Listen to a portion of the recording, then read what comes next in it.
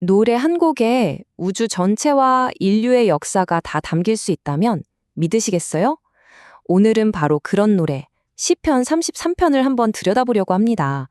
이 노래가 말하는 창조와 역사라는 두 개의 큰 그림이 우리 신앙과 어떻게 딱 만나는지 그 핵심 메시지를 같이 파헤쳐 보시죠. 자, 시편 33편 첫 구절부터 한번 볼까요? 아주 단호하게 시작해요. 너희 의인들아 여호와를 즐거워하라 하고 말이죠. 근데 그냥 즐거워하라고만 하면 좀 그렇잖아요? 당연히 질문이 따라와야죠. 아니 왜요? 대체 무엇 때문에 우리가 그렇게 기뻐하고 찬양해야 하는 걸까요? 글쎄요, 고대 이스라엘 사람들에게는 그 답이 아주 명확했던 것 같아요. 찬양의 이유, 그 근거는 딱 두 가지 핵심 기둥에 있었습니다. 바로 온 세상을 만드신 창조주 하나님, 그리고 인류의 모든 시간을 이끌어 가시는 역사의 주관자이신 하나님. 이 두 가지 믿음이 전부였던 거죠. 자, 그럼 첫 번째 기둥부터 한번 살펴볼까요? 시편이 세상을 바라보는 관점이 참 재미있는데요. 이 세상을 마치 하나의 거대한 무대라고 생각하는 거예요. 어떤 무대냐? 바로 역사라는 이름의 드라마가 펼쳐지는 무대인 거죠.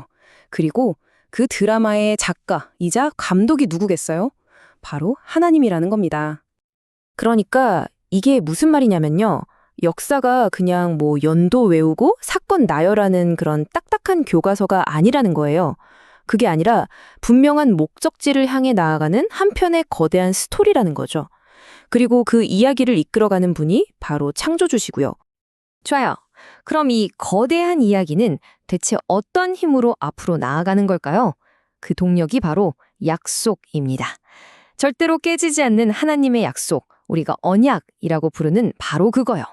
인간들이 중간에 실패하고 심지어 반항을 해도 이 약속 때문에 역사는 멈추지 않고 계속 앞으로 굴러간다는 거죠. 여기서 정말 흥미로운 대비가 하나 나와요. 한쪽에는 인간의 계획이 있습니다. 스스로의 힘으로 어떻게든 운명을 만들어 보려고 했던 아주 연약하고 결국 실패로 끝난 계획이죠.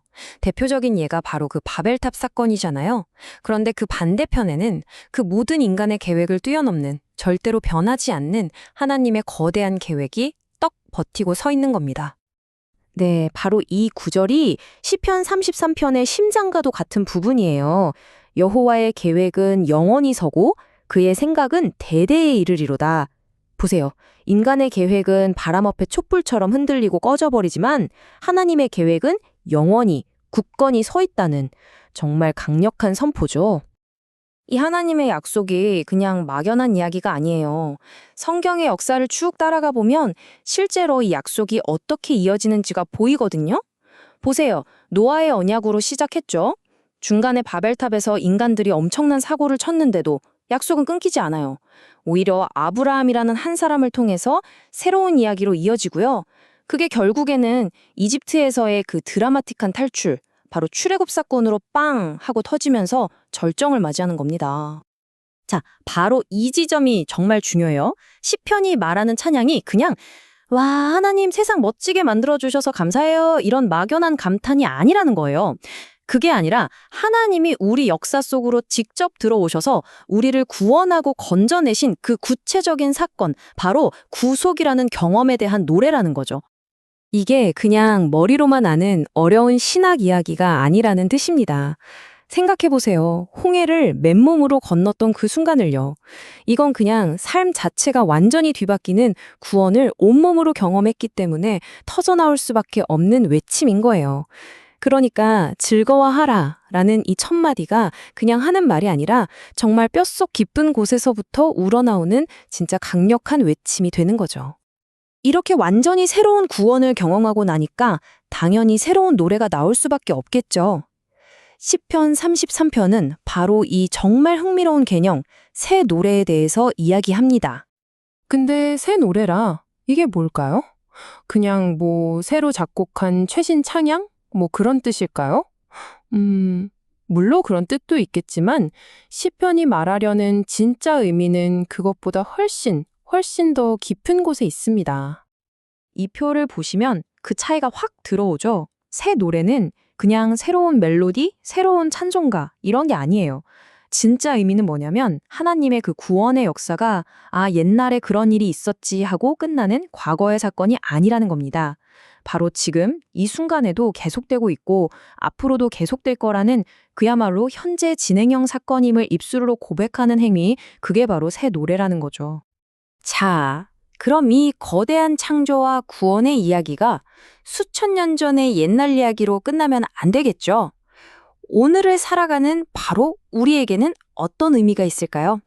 자, 이제 한번 정리해 볼까요? 시편이 우리에게 즐거워하라, 찬양하라고 말하는 이유. 그건 결국 우리를 하나의 완전한 세계관으로 초대하는 거예요. 첫째, 온 세상을 다스리시는 창조주의 주권을 인정하고, 둘째, 절대로 변치 않는 그분의 약속을 믿고, 셋째, 역사 속에서 우리를 구원하시는 그 능력을 신뢰하라는 거죠. 이 세 가지가 다 합쳐진 게 바로 찬양의 이유입니다. 결국 이 시편이 하고 싶은 말은 이거예요. 우리가 믿고 의지해야 할 대상이 뭐냐는 거죠. 눈에 보이는 군대의 힘이나 왕의 권력 같은 그런 일시적인 것들이 아니라는 겁니다. 진짜 우리가 신뢰해야 할 분은 바로 이 모든 역사의 이야기를 쓰고 이끌어 가시는 분, 바로 하나님 한 분이라는 거죠. 자, 이제 이 거대한 이야기는 더 이상 다른 사람의 이야기가 아니라 바로 여러분 각자의 이야기가 될 차례입니다. 오늘 우리가 함께 들여다본 이 시편의 노래를 여러분의 삶이라는 거울에 한번 비춰보시면 어떨까요? 여러분의 사람의 이야기 속에서 여러분이 발견한 새 노래는 과연 무엇인가요? 내 삶의 어느 부분에서 그 구원의 손길을, 그 약속의 성취를 발견하고 계신가요?